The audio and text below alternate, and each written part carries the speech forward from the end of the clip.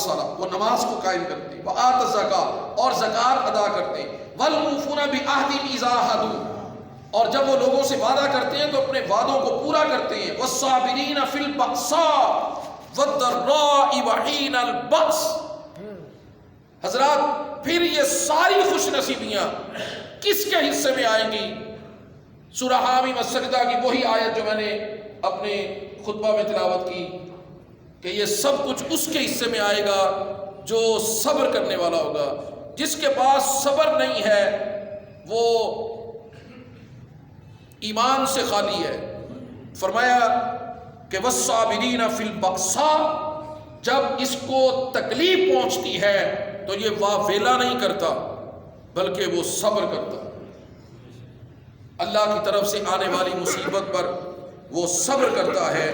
والضراء وحین الباس، اور جب دشمن مقابلے میں آتا ہے تو پھر وہ کمزوری نہیں دکھاتا، وہ دشمن سے بھڑ جاتا۔ اللہ کے دین کی سربلندی کے لیے اس کے پاس دو ہی راستے ہوتے ہیں، یا وہ شہید ہوگا یا وہ غازی ہوگا۔ صحابہ کرام کبھی شکست کے لیے اور شہادت کے لیے میدان میں نہیں اترتے تھے، وہ فتح کے لیے اترتے تھے۔ ہاں پھر شہادت کے بغیر وہ لوٹتے نہیں تھے، پشت دکھا کر بھاگتے نہیں تھے۔ اولئک الذین صدقوا، اللہ فرماتے ہیں یہی لوگ ہیں جو سچے ہیں، واولئک هم المتقون، اور یہی لوگ ہیں جو پرہیزگار ہیں۔ سورہ القصص میں بڑا بیان ہوا، فرعون کا زمانہ ختم ہو گیا، وہ اپنے انجام کو پہنچ گیا۔ اللہ کے نبی موسیٰ علیہ السلام کو اللہ نے فتح عطا کر بنی اسرائیل کو فراوانی دے دی۔ آپ کو پتہ ہے کہ بندہ نواں امیر ہویا ہے نا تو انہوں بیچارے میں ترنا ہی نہیں آتا۔ نواں امیر ہویا ہے تو اس کی چال ڈالی تو بنی اسرائیل کی چال ڈال ہی بدل گئی۔ ان بیچاروں کو پتہ ہی نہیں چل رہا تھا کہ ہمارے ساتھ بن کیا گئی، حالانکہ وہ تھے یذبحون ابناءکم ویستحیون نساءکم، تمہارے بچوں کو دشمن ذبح کرتا تھا اور تمہاری عورتوں کو غلام بناتا تھا اور لونڈیاں بناتا تھا، تمہاری عورتوں کو زندہ چھوڑتے تھے اور بچوں کو ذبح کرتے تھے۔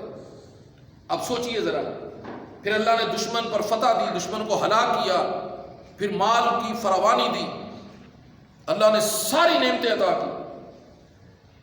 اب چاہیے تو یہ تھا کہ وہ اللہ کے حضور جھک جاتے اور مطیع ہوتے اور فرما بردار ہوتے، لیکن قارون کا نام آپ نے سنا ہو، حضرت موسیٰ علیہ السلام کی تورات کا، حضرت موسیٰ اور ہارون کے بعد سب سے بڑا جو تورات کا قاری تھا اس کا نام قارون ہے۔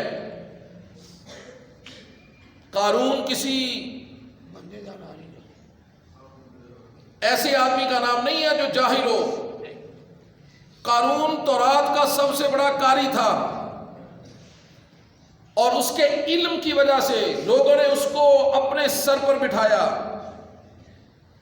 اس کے علم کی وجہ سے وہ اتنا مالدار ہوا اپنے علم کی وجہ سے کہ اس نے سونے کا گھر تعمیر کیا، سونے کے دروازے لگائے، اور قرآن کہتا ہے اس کو اتنا مال اس علم کی وجہ سے دیا اللہ نے کہ کئی اونٹ تو اس مال کی کنجیاں اور چابیاں اٹھاتے تھے۔ تو آپ سوچو کہ مال کتنا ہوگا۔ لیکن جب اللہ کے حضور زکوٰۃ کی باری آئی اور اس کی اطاعت گزاری کی باری آئی تو پھر نافرمانی پر اتر آیا۔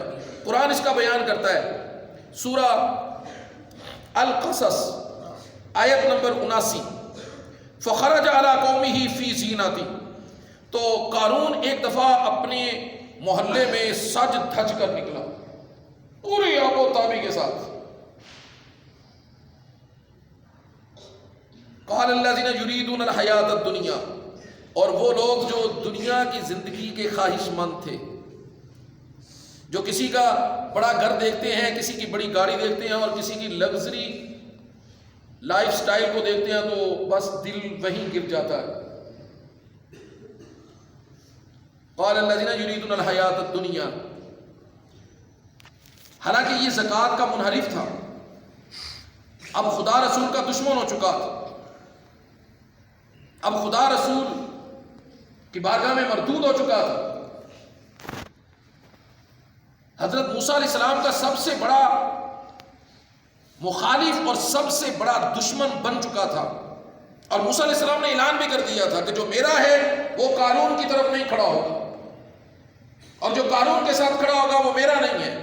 اس کا مطلب ہے جو موسیٰ کا نہیں ہے وہ اللہ کا بھی نہیں ہے۔ نبی کی بات تو اللہ کی بات ہوتی ہے۔ یریدون الحیات الدنیا، اور وہ جو دنیا کی زندگی کے خواہش مند تھے، جب انہوں نے اس کی چمک دھمک کو دیکھا تو یا لیت لنا مثل ما اوتی قارون، تو انہوں نے کہا ہائے، یہ قارون جیسی چمک دھمک اور مال اور ایسا لباس اور ایسا چال ڈھال اور ایسی ریل پیل ہمارے پاس بھی ہوتی۔ انہ لذو حظ عظیم، اور بے شک اس کا کتنا بڑا نصیب ہے۔